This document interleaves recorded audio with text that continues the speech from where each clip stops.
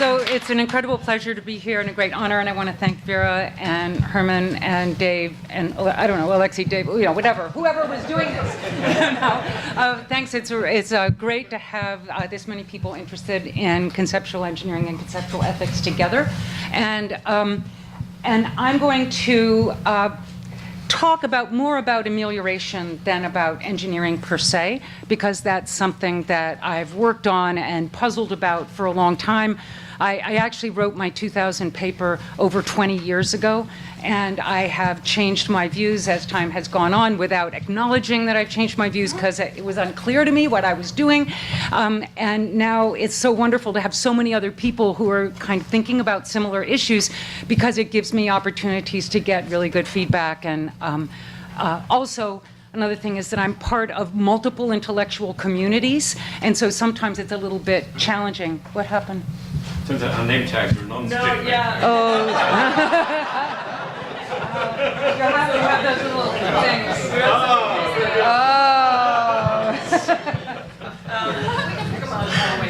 Yeah, that's a good idea. Okay, yeah. Pick them up on the way out.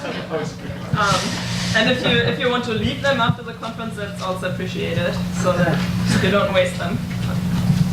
Okay, so a couple, I have a chance to say a couple things very briefly about the previous talks. One thing is that I think conceptual engineering de novo is very often just introducing a theoretical term. Happens all over the place, and I think that's one of the ways we can understand it as thesis-driven, because you're introducing it in the context of a theory. And so, you know, I'm all for it. Nothing I say here, because I'm thinking about re-engineering, suggests that I don't approve of de novo engineering. I think it's necessary. And in fact, I think that gender, for example, was introduced, at least in my world, as very much a part of a theoretical project, and I think, you know, by Joan Scott and Judith Butler and things like that. So that's in response somewhat to David. The other is I've never heard a Nietzsche quote that I agreed with so fully as the Nietzsche quote. It was like, yes, Nietzsche's my guy, and I have never said that before. Another thing interesting to note that's a difference between my orientation and the orientation of some of the others here is I think there's an absolute continuity between philosophy and non-philosophy, and that's partly connected to my commitment to critical theory, and I'm going to talk a little bit about that. I think there's an absolute continuity between the theoretical and the political, and I also think that philosophers need to get out more, because people are doing amelioration on the streets, right? This is a phenomenon that's occurring, and it's not, and so even when I was writing about it, it wasn't like, oh, Sally thought it up, and then she thought she would try to spread the word. No, this is on the street things happening, and then there are people in the academy who are trying to make sense of it. But I think this idea of trying to be an intellectual activist sort of gets the direction a little bit wrong. I mean, there's activism happening, whether you know about it or whether you like it or not. So in connection with that, I'm not as interested in metaphysical re-engineering and things like that. I'm really going to be just talking about social terms and social kinds and social phenomena, and that's just a qualification. Okay, so here's a little bit of an outline. How can you stand like this and look at your own slides? Okay, here. I'm going to first talk a little bit about critical theory. I'm going to talk about reflections on my earlier projects. I'm going to then spend a minute talking about conceptual content and concept possession. So I think the language of concepts in philosophy is really all over the place, and I've learned a lot from Edward's work about how to try to make sense of some of this mess. And I'm going to just say some things. I'm going to work from a kind of Stolnikerian model of content, and I'm going to work with a kind of eclectic notion of possession, so it's not, anyway, you'll see when I get there. And I don't mean to be dogmatic about this, but I'm trying to just hold some things fixed while I try to make progress on some other things. So if you don't like that way of thinking about it, we can talk about it in the Q&A. And then I'm going to have this distinction between epistemic amelioration and semantic amelioration. And connected with that, I'm going to talk about norms and functions and how language and concepts and stuff like this have functions. And then I'll draw some concluding points. Okay, critical theory. How many of you know what critical theory is? Okay, good. All right, so I'm gauging my audience. I'm going to go through a lot of this pretty quickly.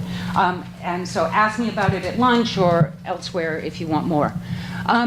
So critical theory is a form of non-ideal theory that begins with a commitment to social justice, typically commitment within a social movement, feminist movement, anti-racist movement, anti-ableist movement, and deploys tools of philosophy and social theory to support the social movement.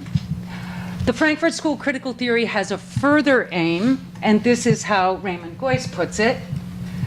To be more exact, where can I stand that I'm not in someone's way? Okay, to be more exact, critical theory has as its inherent aim to be the self-consciousness of a successful process of enlightenment and emancipation. So in Geuss's mind, critical theory is not just like a scientific theory, and the critical theorists in general don't think this. It's not just one or another scientific theory. It has this specific aim of enlightenment or emancipation. But how can theory be emancipatory? Well, the background story really is that we are all living under conditions of ideological illusion, and so what theory can do, among other things, is pull back the mask of that illusion, and when that happens, there is a kind of emancipatory moment. That doesn't mean that you're suddenly free, because of course, you have to change the world. The material conditions, you have to do all those sorts of things before you are truly free. But it is a moment. So what is ideology? Start with an idea that in order to communicate and coordinate, we rely on social meanings. So obviously meanings of language, but we also rely on meanings of things like the structure of this room. So I bet none of you deliberated as you walked in the room whether you were going to stand here today during this period, right? You didn't have to deliberate because the social meanings of the setup and of the context and all of this enabled you without thinking to take a seat over there and enabled me to come and stand up here. So there's a kind of practical orientation that we develop in the world in order to get by. This is called developing social skills. People who have poor social skills tend not to be able to read social meanings very well, and they're kind of clumsy in orienting themselves in relation to others. But there are those social meanings, and social meanings are material things like how the room is set up, right? That can have social meaning. Okay, so, and a web of meanings, I say, constitutes, sorry for the grammar mistake, a cultural techne. It includes concepts, scripts, background assumptions, which are by some called analytic truths. I don't believe in analytic truths. Inferential patterns, salient metaphors, metonyms, conceptual oppositions, broadly a grammar that provide tools for interpreting and responding to each other and the world. Okay, so the idea, and it's always, there's analogy that there's the social meanings, there's a lexicon and there's a grammar and such like that, and we use it to make commands and demand things of others, et cetera, et cetera. And I call that a cultural techne. A cultural techne is going to be fairly broad. It's going to consist of meanings that are relevant to particular practices. So there will be a techne for academic life at NYU. There might be a different techne for academic life at MIT, et cetera, et cetera. And it's going to be this web of meanings that we rely on in order to kind of fluently participate in those contexts. There's also going to be counter-public technes. So in a gay and lesbian bar, a queer bar, there will be a different techne for interpersonal interactions, and that's going to be a different web of meanings, a different background assumptions, et cetera, et cetera. But there is a dominant one. I don't want to go into that right now. Okay, an ideology is a cultural techne gone wrong. It may fail to provide us the tools to appreciate how or what things are valuable. It may organize us in unjust ways by shaping our practices. So we rely on this techne kind of unthinkingly, and we coordinate with each other, and it's very costly if you don't know it or you don't agree with it or you don't participate in it. And it does focus our attention on certain things that are going to be relevant. So skin color in this country, whoa, very big, right? And you notice it whether you want to notice it or not. It just is, it hits you in the face because it's really important to organize you in relationship to others and how you coordinate with them in this country, what their skin color is, right? Or whether they have breasts, or et cetera, et cetera. Okay, A critical theory challenges the understandings that structure and appear to justify our unjust practices. So it's going to challenge those social meanings and the cultural techne.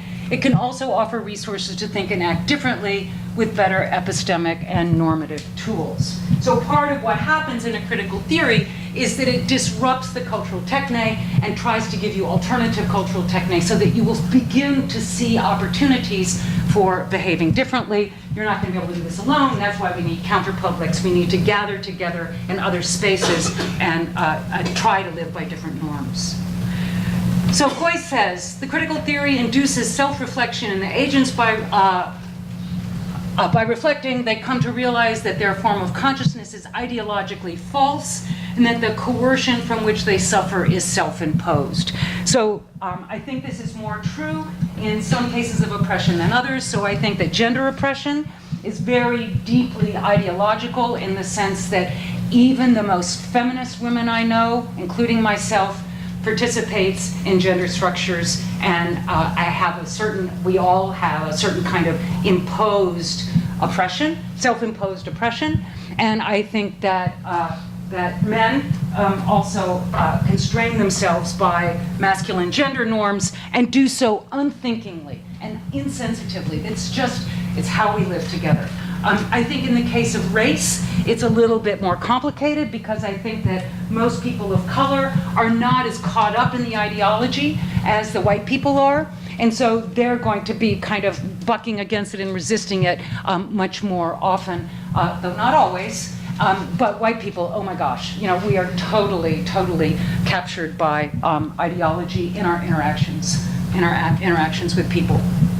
Okay, so both the dominant group and the subordinate group can be in the grip of an ideology, and there are going to be different ways that affects us, and some are going to be more in the grip than another. Okay, so amelioration. So notice in this idea is, I added this, that the form of consciousness is ideologically false.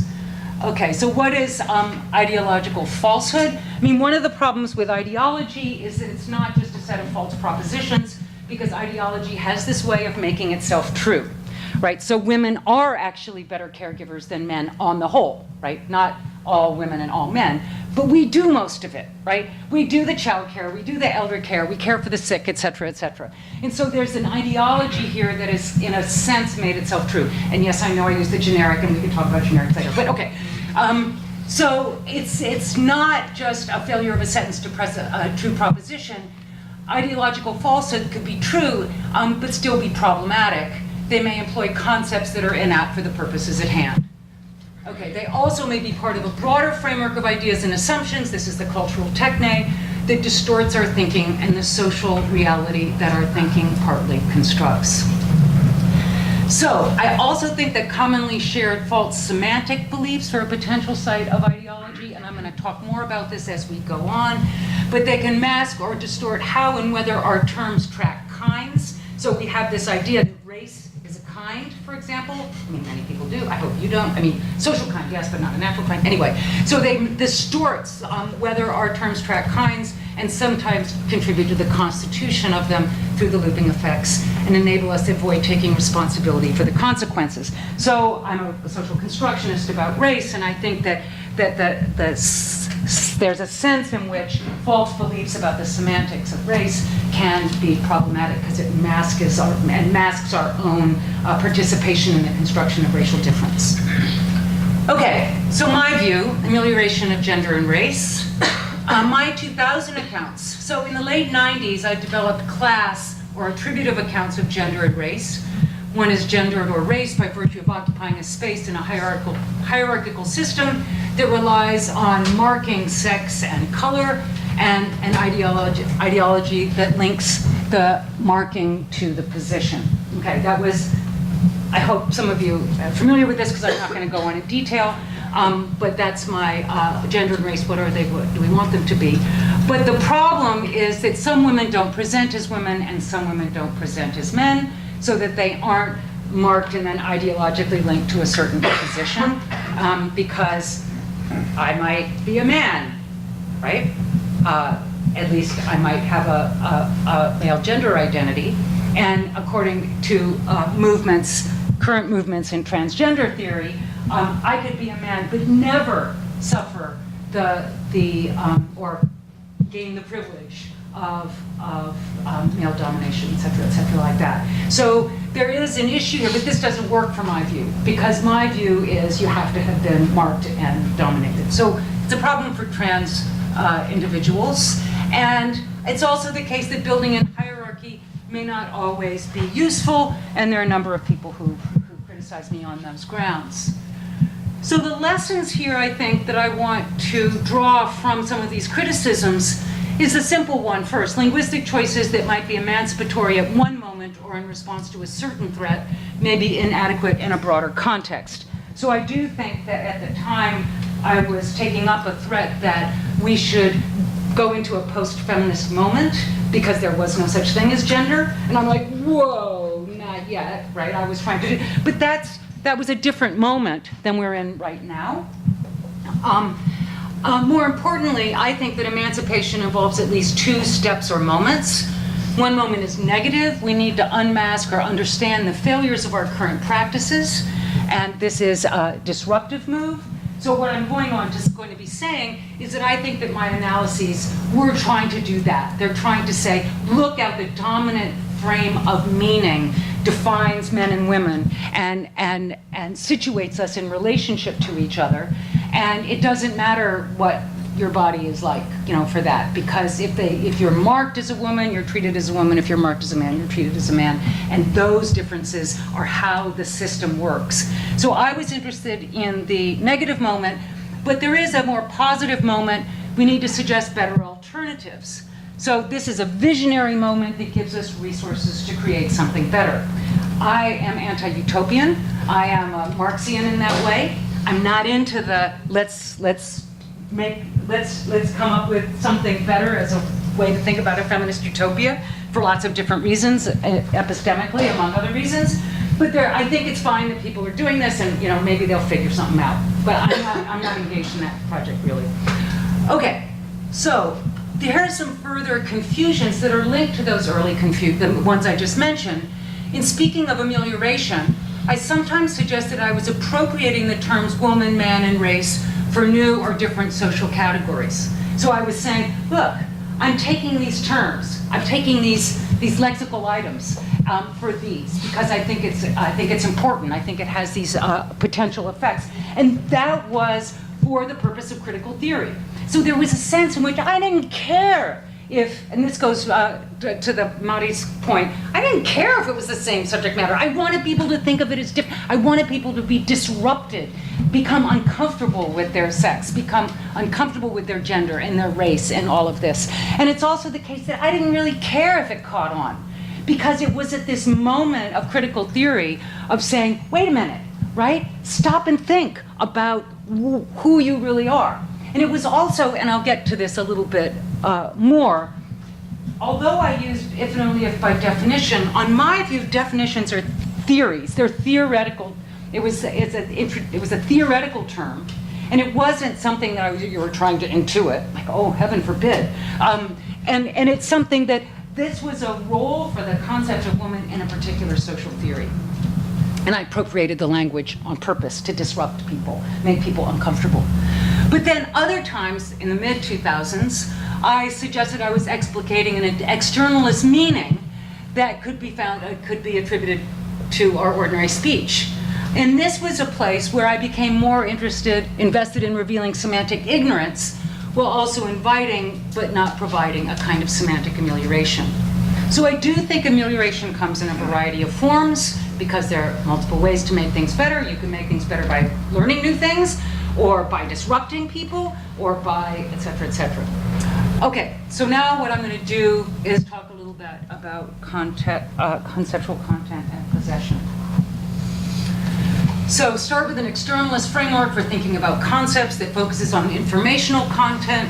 So think of Stelnickerian coarse-grained content and propositions as sets of possible worlds. The informational content of a concept is a partition of possible worlds according to its extension in each world. So the concept or subject matter of bachelor, this is from Yalson, corresponds to the partition of logical space, distinguishing possibilities depending on what's happening with the bachelors at each world, so that two worlds will belong to the same self, just in case they don't differ in their bachelor respects. Okay, so these are the bachelor worlds. These are the no bachelor worlds. Okay.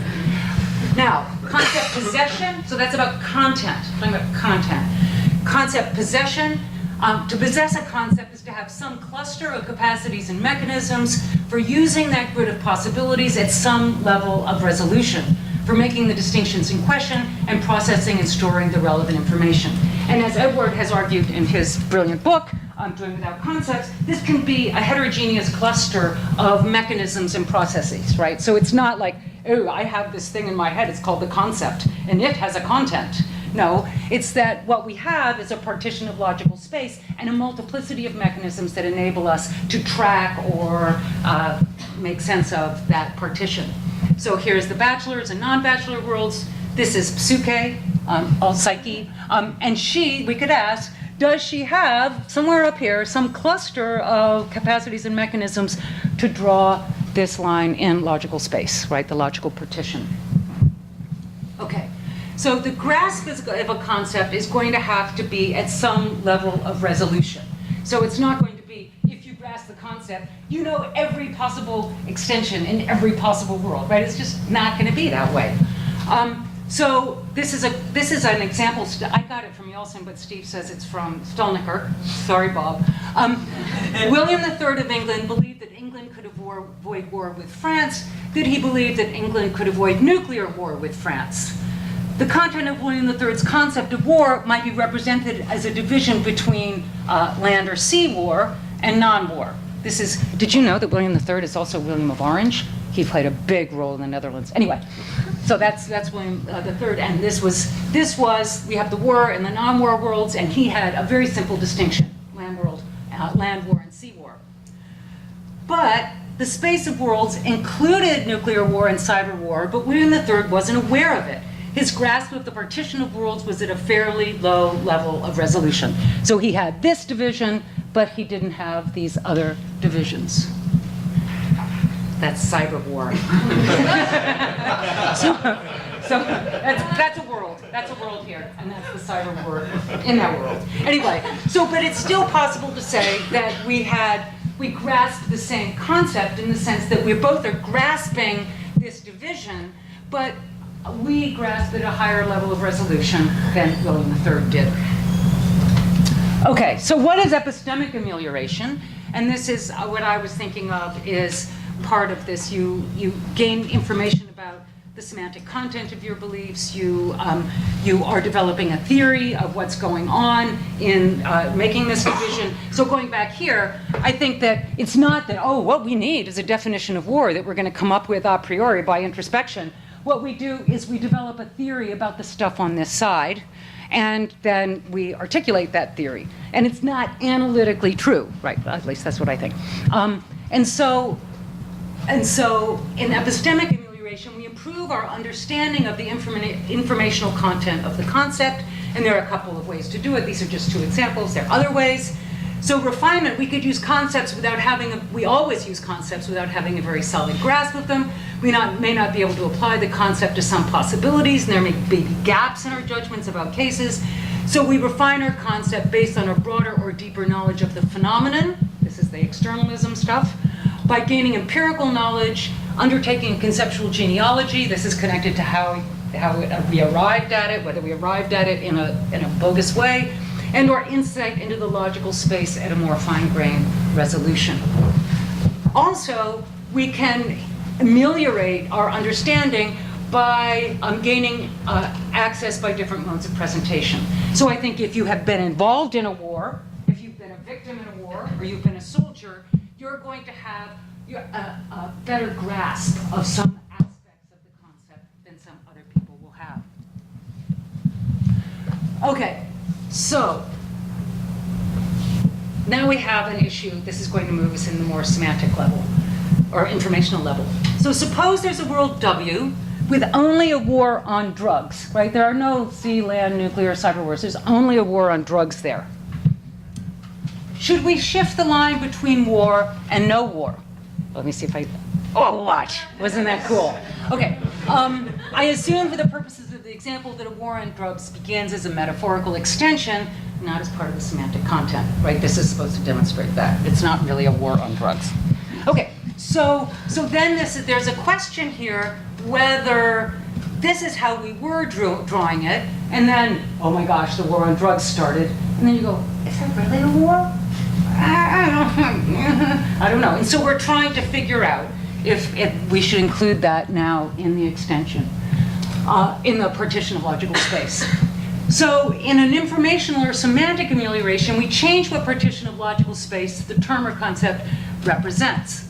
Represents loosely. Okay, I made a mistake. Anyway, represents. We undertake to change our thought and talk to do better in tracking reality. But how? Alethically, we're improving the resources available to track truths. So race is an example. So I think that we utter truths about race. I think it would be really a problem if all of the things that were said in demography and ethnography about race were all just considered false, right? Because there's knowledge to be gained there. And so I think that when we're trying to understand truth or gain truths, sometimes it's better to shift and to include some things that we originally thought weren't included or plausibly weren't included before. So pragmatic, what we track with our language and our concepts can make life easier by shifting the terms of coordination. And I think Herman was talking about some of these cases. Lunch used to be used for any light meal, any time of day or night. But then we needed something that was a little more specific. So when we said, want to have lunch, it kind of suggested a particular time of day, not like midnight lunch or something like that. And what we mean can affect what we do and what there is because of looping. So semantic amelioration can also be broadly moral, and I think marriage might be an example. But the problem is, and this is not quite the problem of continuity, but I think it's a related problem. If the informational content of a concept is essential to it, so when we're saying what is the same concept as what, we say, the partition in logical space is essential to the concept because that's its content. And what else are you going to use to identify concepts other than their content? Then how is semantic amelioration possible? Because you started out with this partition and then you expand it to include more worlds. That's a different partition, so it's got to be a different concept. So I want to ask, why think that the informational content of a concept or term is always essential to it? Social and linguistic meanings, again, I repeat, are part of our cultural techne, and as such, they play an important role in facilitating coordination.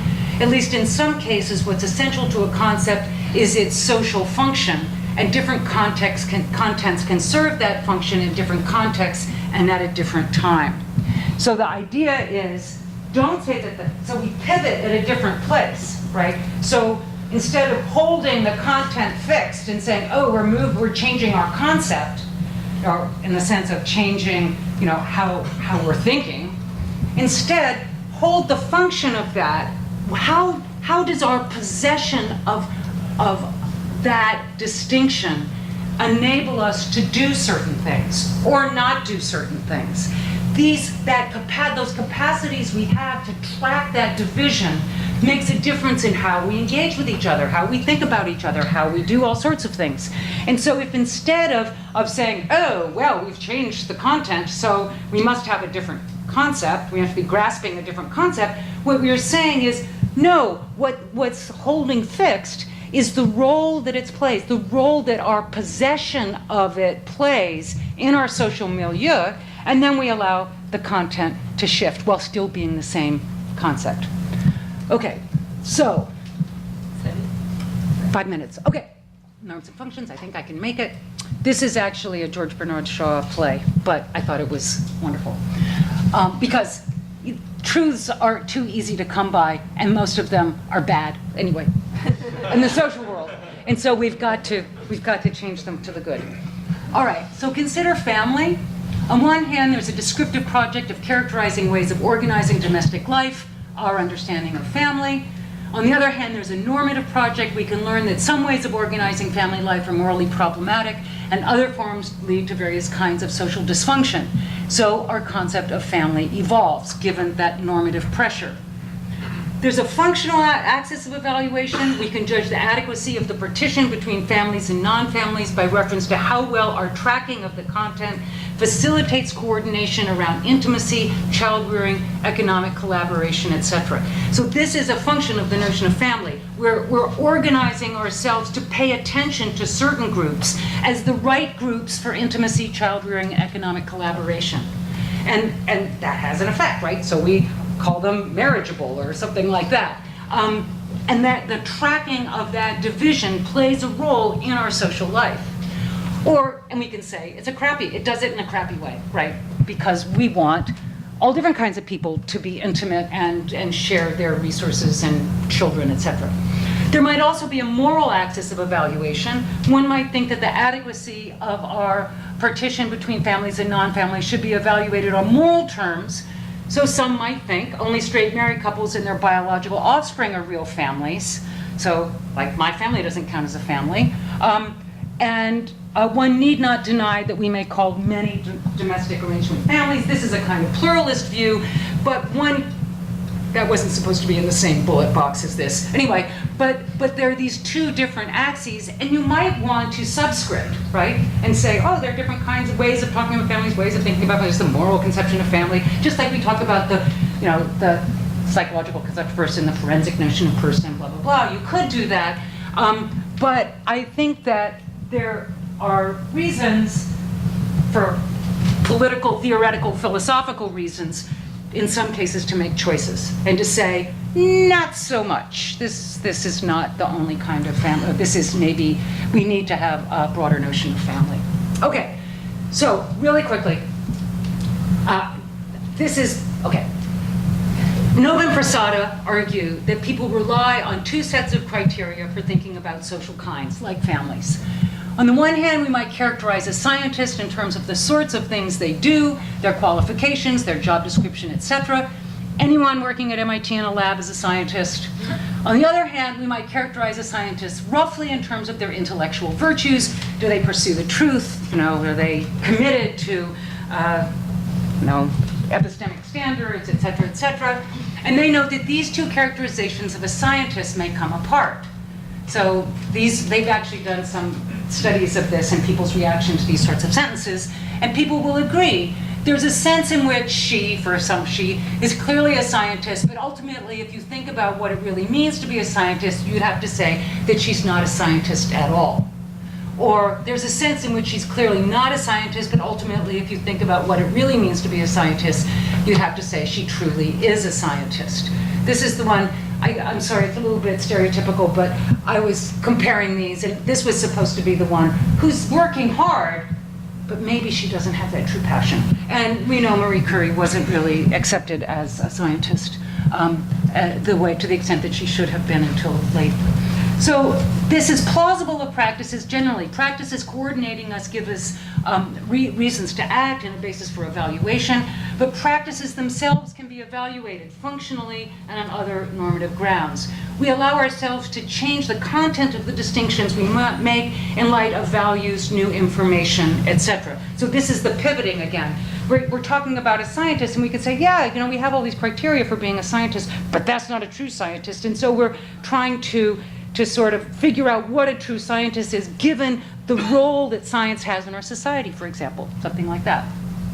Okay, I'm not going to talk about that right now. So we draw distinctions for different purposes. There can be controversy then over not only what conditions must be met in order to be included in a category, but the point or purpose of the category and what gives it its unity. The partition of logical space that actually serves the purposes of our distinction, once we figure out the purpose, may be very different from what it was before, based on our judgments of membership or based on our conception of what's at stake. And this provides a basis for allowing ameliorative accounts to be a way of improving the content of our concepts and not just replacing them. Okay, very quickly. I have like 2 minutes? No. I mean, you should finish it. Okay, I'm going to finish it. Okay, I will come out of my discussion period.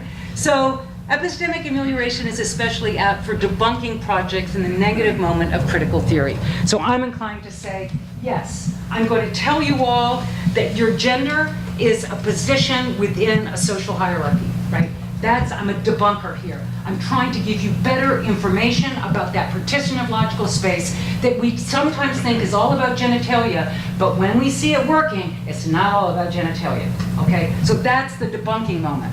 That doesn't say what gender really is, forward-looking way. It says what the dominant structure has constituted as men and women. Semantic amelioration is especially apt for the positive moment when we consider adopting new partitions of logical space, an expansion or contraction of informational content as a basis for our future coordination. So, semantic amelioration should be acknowledged as such and should not be held hostage to what we thought we were doing all along. And our conceptual framework should be forward-looking and give us the tools to envision and create better lives together. Yes, I couldn't, I know. So I was looking at 2 in the morning, I was looking for something that would be create better lives together. And this came up, I said, dogs, yes. I'm a dog person, so thank you very much.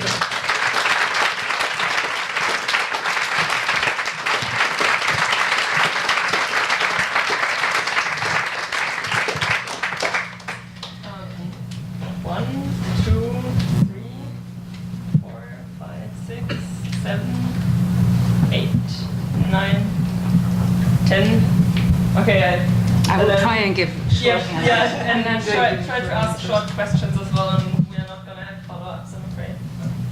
Yes. Okay, number 1. Hi. So I think we can all agree that there are cases where sort of interest relative speech goes on, and then there are more sort of interesting cases. So one might be a history of the word book, right? So maybe always, literally speaking, a comic book is a book. People used to say it's not a real book. Then our people came along and we realised that comic books can be real books.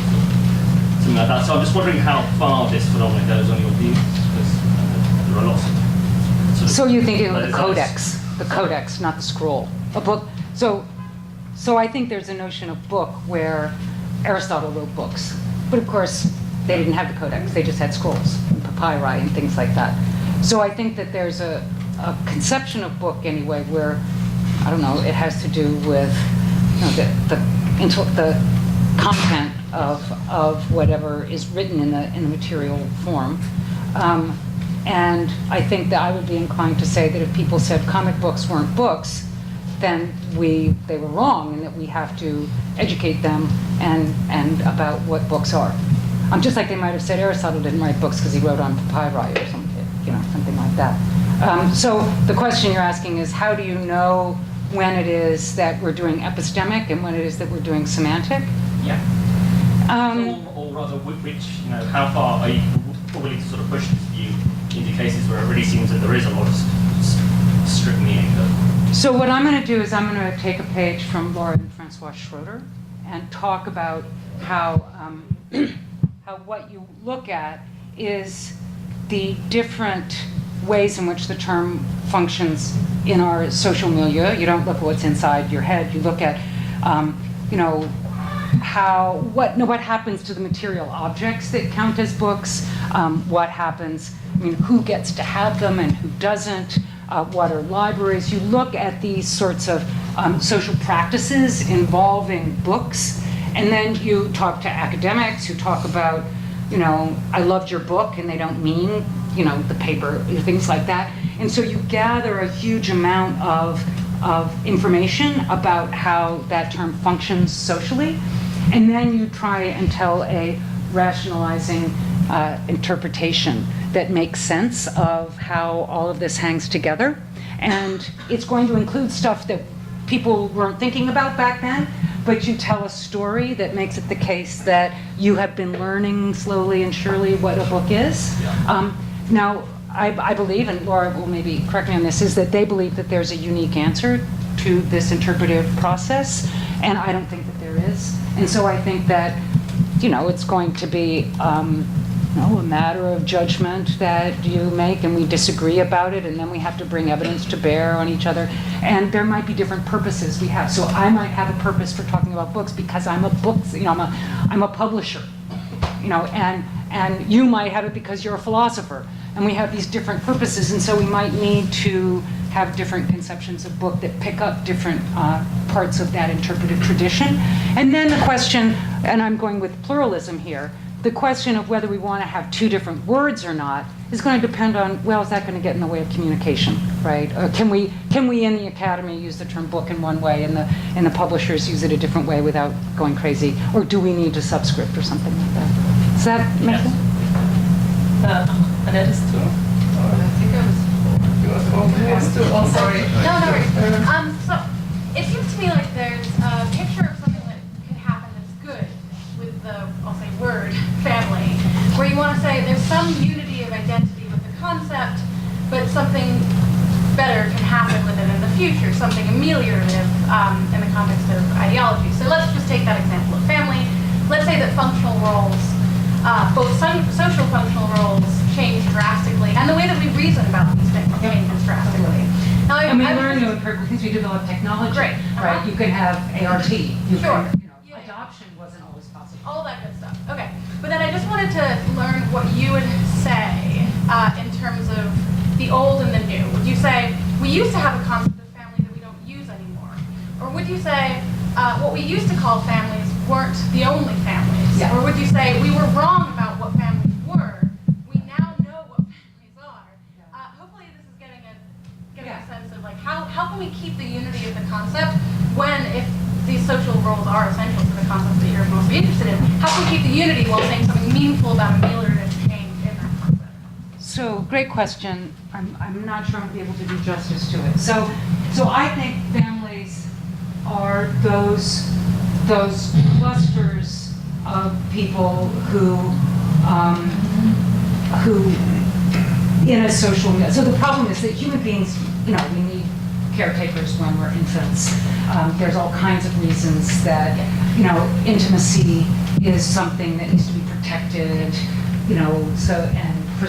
when you were in the hospital, you need to be able to have intimate connections with your loved ones. These sorts of things.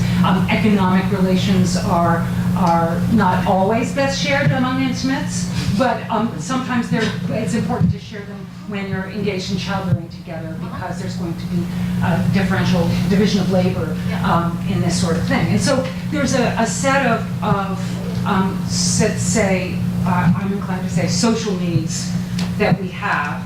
And the family, I think if you look in all of lots and lots and lots of different contexts, there's something that's trying to simultaneously fulfill those needs. Now, there's some counterexamples, but then I'm inclined to say maybe they're not families. So you have places where women just live in a house, and then the men come occasionally, and then they have sex, and then the women give birth, and the men are just off somewhere else, right, most of the time.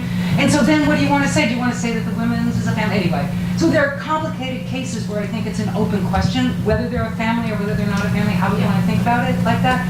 But I do think that there's this cluster. So one question we want to ask is it good to cluster these things together, right? And so Drusilla Cornell, for example, argues, why should people who have children have to have sex with each other? Because adoptive families, you have to say in your home study that you have regular sex, or they won't give you a child. And you're thinking, what's this? And so it's really weird. And so Drusilla Cornell says, why? Why should you think that that's a good thing for parenting? Anyway, so there's first question there's about, do we want to cluster these things together? And then if we're clustering them, do we want to pose limits on who can do that with each other, right? Do you have to be straight? Do you have to, et cetera, et cetera? So what I'm trying to suggest is that track, so what happens is each cultural techne has a conception, usually, of a family where this clusters together. And so then what we want to do is say, have we unnecessarily limited the people who authoritatively get to count as that? Like, does an adoptive family count as a family? Does a gay family count as a family? Things like this. Well, it's dysfunctional not to let them because they're performing these kinds of services and such like that. So there I would be inclined to say, look, they were families all along.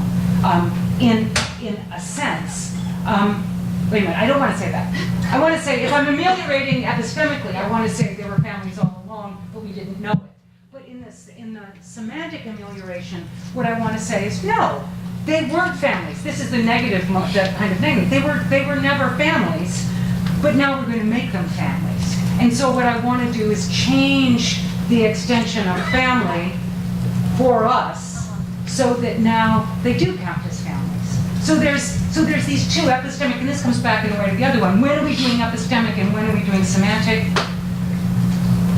I wish I had a theory of that.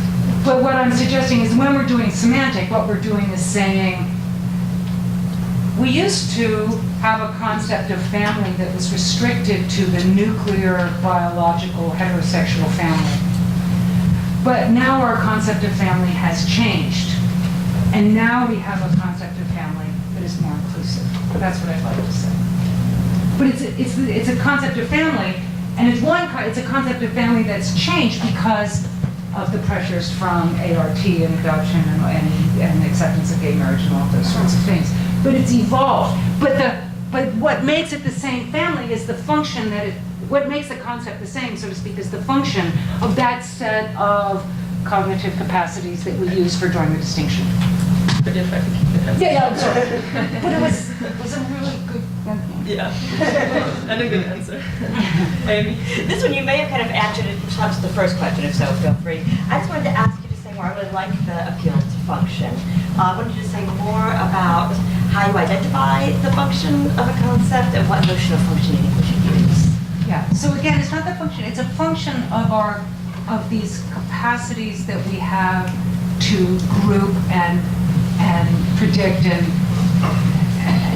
come up with hypotheses about. So it's this cluster of capacities that we have is the possession of a concept, which is it's our ability to do that with respect to a certain partition of logical space. And so what I want to say is what you do with social theory is that you look and you see, so functions, so social systems are homeostatic systems, they're dynamic homeostasis, so they have different parts that are doing certain kinds of things. And family, for example, is doing something in this broad social system. And so when we're looking at our capacities to draw partitions, we look at how our actual in-practice division between the families and the non-families is working in the system, right, to make the system stable. And that's how I want to look at the function. So you're looking at the function of this capacity that we have to partition the world in this way, and how that capacity fits into this broad social system that is maintaining a homeostasis for childcare, intimacy, sex, those sorts of things. Does that make sense? Great. So I'm trying to keep track of all of the parts. I know, I'm sorry. So I'm just trying to get clear on this. So I thought that part of the purpose for introducing the functions is to deal with something like the continuity problem. Yeah. And then I'm thinking, well, it seems like there are cases, so like with the concept of marriage, or maybe the concept of rape, where we want to sort of have this expansive, we want to sort of expand our concepts to include certain things. But then I'm thinking other cases, like maybe gender, like the function, like part of the problem is the function that the concept plays. Yeah. So then they're not clear with the strategy. So in gender, so my view about gender is that my analysis is the debunking one that says, look at what you're doing. This is the function of gender, especially man and women distinctions in our social milieu. Look at what's going on. So if you draw that partition between, when you try and place people and then you do research and you go, oh, look, there are a bunch of women who have penises and there are a bunch of men who have vaginas. Oh my gosh, so it's not about the body after all. It's about something else. What is it about? And then you develop that social theory. And then you're going to look at it, and I was hoping that my account would make you go, oh shit, we got to do something else here. So that was the negative moment, and that I take to be a kind of epistemic amelioration. But there's this question about going forward. And so then the question is, how do we want to draw that line at all? do we want it to be the case that there is a line here? And it may be that we want to have a line, you know, a certain line of sex for medical purposes. It might be that we want that, it might be that we don't. There might be other lines that we need to draw. So so I actually am quite interested in the idea that that gender is a phase sortal. So some cultures actually have children and elders, and then there's only men and women during reproductive years. And then this is defined by reference to whether you are susceptible to pregnancy. And then there's certain things that happen that protect certain people from unwanted pregnancies and not others, because they don't have to worry about that. And so you can then begin to think about all different ways of moving forward. And that's the kind of utopian project. But I take it to be changing this semantic content, changing the partition that we're going to be drawing when we're thinking about men and women, right? Because we weren't drawing it this way before. But we have the same. So if there's going to be a function that's preserved, then if there's no function that's preserved, it's like, whoa, we do, you know, we make it up from there. If we use men and women, we use it in completely different terms. Does that help? Yeah. I don't know who number 5 is. I think I am. Okay.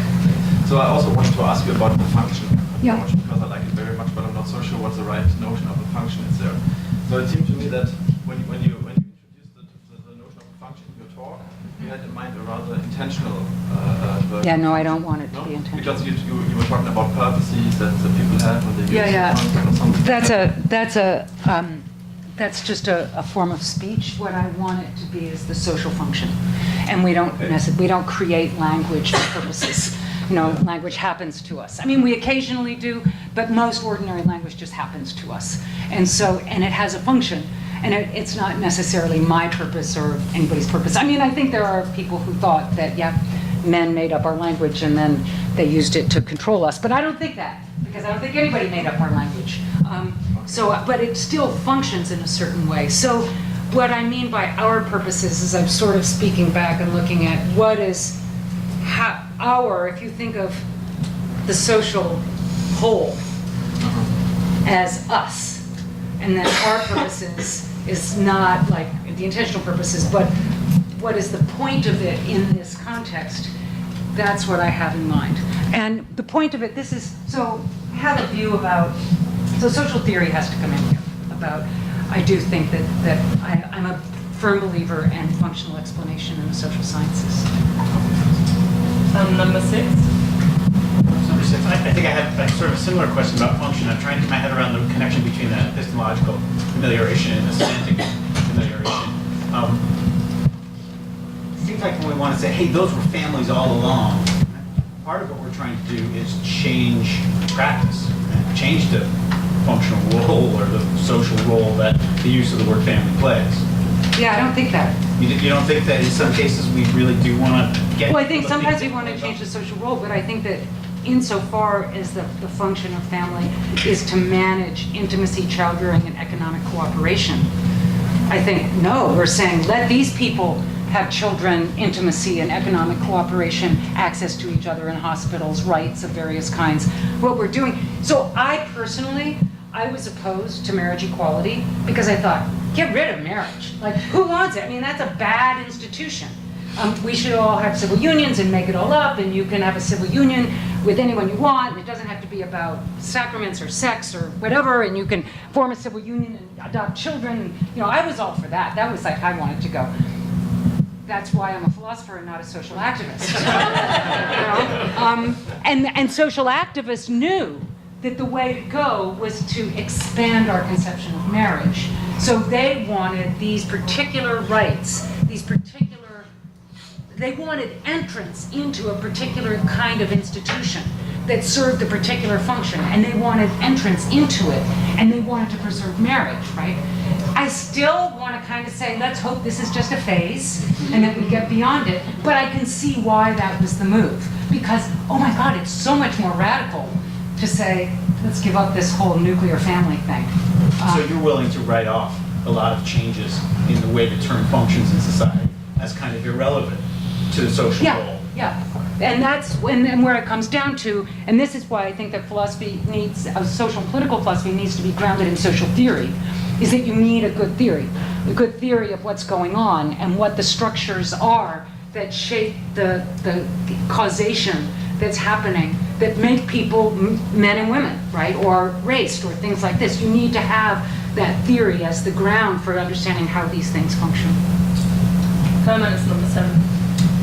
This is just another functional question, so maybe I'll ask you. It's so interesting. Okay. Because people, like, in the social sciences, it's like not anymore of a Okay, let me just It's try this. So Okay. I'm thinking that family is something that has many functions. So you keep talking about the function, but there isn't a the function. So I can look at families in different time periods, families in different cultures, all over the place. They're all families, but there's going to be different functions. And as time goes by, they change. Yeah, So I don't think that's true. Okay. I think if you look at families across history and across society, these three things are common to them: sex, child-rearing, and economic cooperation. Those three, and you can, and they really across history, across cultures, across all of those sorts of things. So it's true that there are certain cultures where family has additional functions. There are other cultures where it has additional functions. But I think if you're looking at the full range of families and you're saying, what is it that, so go back to those partitions and you're coming up with a theory and you're saying, here's families, here's non-families. What is it that we need a theory? What is it that things on this side seem to have in common? We develop a social theory about that, and it turns out that yes, different cultures have, you know, families do lots of different things. They celebrate Christmas, or they do this or that. But that's not distinctive of families, that's distinctive of Christian families. What's distinctive of families is the way that they organize these kind of vital, you know, human functions, the human needs. So I don't know, I interrupted you. I'm sorry. I want to think of more time, but I think We disagree. we disagree. Number 8. Yeah, maybe number 8, I'm not sure. So I had a sort of a version of Matty's question. So why do you care so much about the identity of concepts? That Yeah. the concept of marriage has changed or hasn't changed? You know, Yeah. I'm not sure exactly what's at stake there. We could either say, look, you know, the concept of marriage has changed, and you know, people were not married in that bad old sense, but now they're married.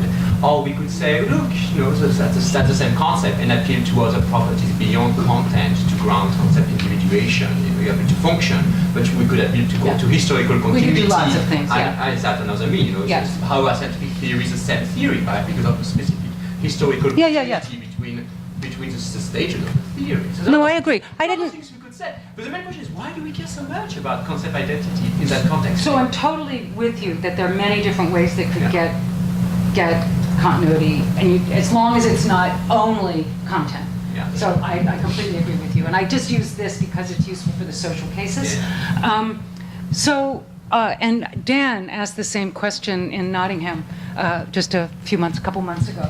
So I think what I imagine Dave would say is, well, that's a political issue. It's a political issue about what mobilizes people to invest in a certain movement.